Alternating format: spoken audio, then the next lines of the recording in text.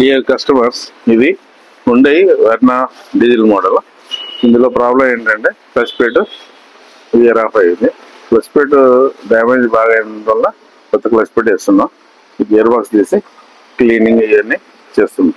ఎప్పుడైనా సరే gear box బయటకి మనం క్లచ్ ప్లేట్ వేసేటప్పుడు ఇలా పూర్తిగా క్లీనింగ్ అనేది మస్ట్.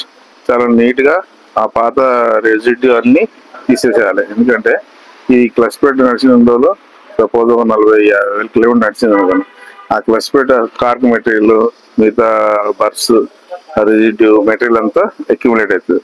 అది తీయకుండా అలాగే మనం కొత్త ప్లేట్ వేసినప్పుడు ఈ కొత్త ప్లేట్ పర్ఫార్మెన్స్ లో ప్రాబ్లం వస్తుంది. ప్లస్ ఈ రెసిడ్యూ అంతా కొత్త క్లచ్ ప్లేట్ ని డ్యామేజ్ చేస్తుంది. అందుకోసం ఆ ఇబ్బంది ఉండకుండా మొత్తం క్లీన్ చేస్తుంది.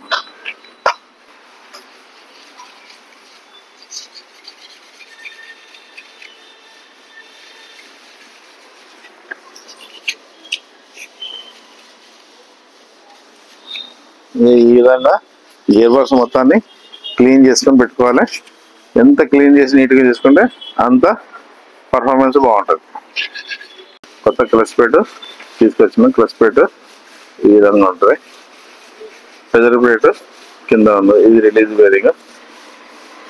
ఆ తర్వాత ప్రెజర్ ప్లేట్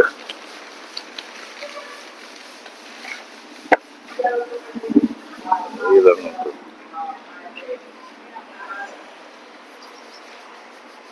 ఇది పాత క్లచ్ ప్లేట్. ఈ క్లచ్ ప్లేట్ లో ప్రాబ్లం ఏంటంటే ఈ విధంగా లైనింగ్ ఉంటుంది. ఇటు లైనింగ్ ఉంది కానీ ఇటు సైడ్ లైనింగ్ లేదు. పూర్తిగా ఈ కార్క్ మెటీరియల్ పోయేంత వరకు నడిపారు. దానివల్ల ఈ ప్రెజర్ ప్లేట్ కూడా గీతలు పడ్డాయి, స్క్రాచెస్ వచ్చినాయి. నేను చెప్పే అడ్వైజ్ ఏంటంటే ఎప్పుడైనా కస్టమర్కి కొంచెం ఐడియా వస్తుంది క్లచ్ ప్లేట్ లాస్ట్ స్టేజ్లో ఉన్నది అన్నప్పుడు వెంటనే మార్చుకుంటే ఈ ప్రాబ్లం ఉండదు. ఈ ప్రాబ్లం ఇందులో ఏంటంటే దీంతో పాటు క్లచ్ ప్లేట్ రిలీజ్ బేరింగ్ ఎట్లాగా మార్చాలి. ఇది లేట్ చేయడం వల్ల ఫ్లైవీల్ కూడా స్క్రాచెస్ వచ్చి ఫ్లైవీల్ కూడా మార్చాల్సి వచ్చింది. ఫ్లైవీల్ చాలా కాస్ట్. ఇప్పుడు ఈ క్లచ్ ప్లేట్ రిలీజ్ బేరింగే రమారమి 8,000 నుంచి 10,000 ఉండొచ్చు అనుకోండి. క్లచ్ ప్లేట్ సెట్ 8,000 ఉంటే ఫ్లైవీల్ అసెంబ్లీ మాత్రం 6,500 ఉంది. అది అన్నెసెసరీ ఖర్చు. దానికి అవాయిడ్ చేయాల్సిన పరిస్థితి ఉండే, కానీ ఈ కస్టమర్ అలాగే నడపడం వల్ల డిలే చేయడం వల్ల ఇది మార్చాల్సి వచ్చింది ఫ్లైవీల్ కూడా. అందుకే నా సలహా ఏంటంటే క్లచ్ ప్లేట్ పెండింగ్ లో ఉన్నప్పుడు కొంచెం ఐడియా వచ్చినప్పుడే మెకానిజం చెక్ చేసుకొని ముందుగానే క్లచ్ ప్లేట్ చేంజ్ చేసుకోవడం మంచిది. దానివల్ల అన్నెసెసరీ ఎక్స్ట్రా కాస్ట్ ఫ్లైవీల్ అవుతుందో అది మనం అవాయిడ్ చేయవచ్చు.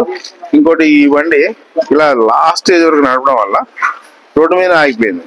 ఫ్యామిలీతో వెళ్తుందో రాత్రిపూట 11ంటికి ఆగిపోయింది. అప్పుడు దాన్ని టో చేసి వెహికల్ని వర్క్షాప్ తీసుకొచ్చిండ్రు. ఈ టోయింగ్ ఛార్జెస్ కూడా 3,000 రూపాయలు, 2,500 నుంచి 3,000 రూపాయలు ఉంటుంది. అవి కూడా అవాయిడ్ చేయాల్సిన ఖర్చే. కానీ ఇప్పుడు ఈ ఫ్లైవీల్ ఎక్స్ట్రా కాస్ట్ అయింది, టోయింగ్ ఎక్స్ట్రా కాస్ట్ అయింది.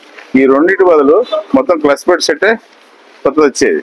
ఈ డిలే చేయడం వల్ల ఎప్పుడైనా సరే ఖర్చు ఈ విధంగా పెరుగుతూ పోతుంది.